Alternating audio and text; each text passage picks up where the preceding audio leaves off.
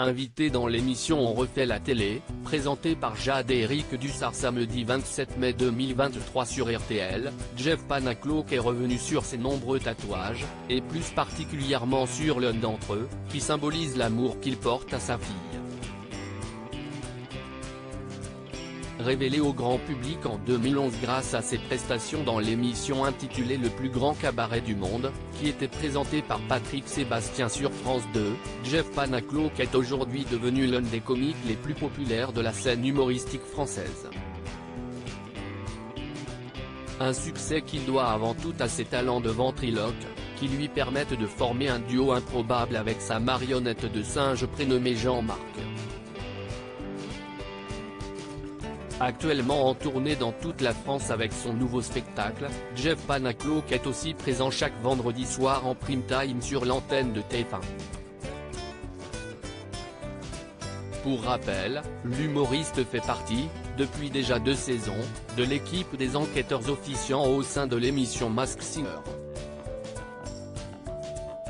Invité au sein du programme intitulé On refait la télé, diffusé samedi 27 mai 2023 sur RTL, Jeff Panaclock a été interrogé par l'animateur Eric Dussard sur ses nombreux tatouages.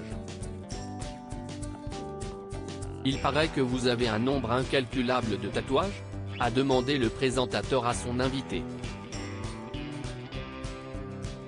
Incalculable, je ne sais pas, a répliqué le comique. Est-ce que vous arrivez à les compter déjà vous encore ?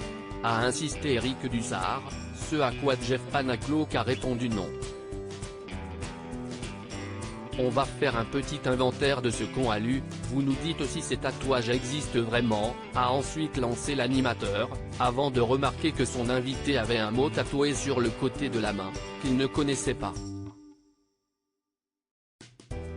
CIST dodo. CIST le premier mot de ma grande fille, a révélé le ventriloque. Pour rappel, Jeff Panaclock est le père de 2 enfants, Rose et Alice, qui sont le fruit de sa relation avec son ancienne attachée de presse Charlotte de Hugo. Le couple s'était marié en 2016, avant de finalement se séparer en 2022.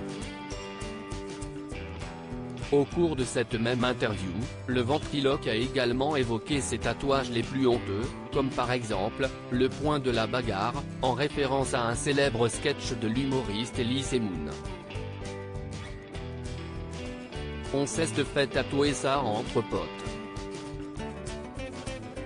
Des fois on fait des bêtises, a ajouté Jeff Panaclock, sans prendre la peine de masquer sa honte.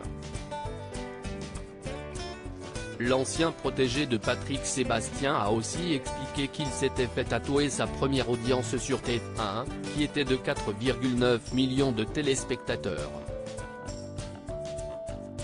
Si est-il la honte non ? A-t-il lancé.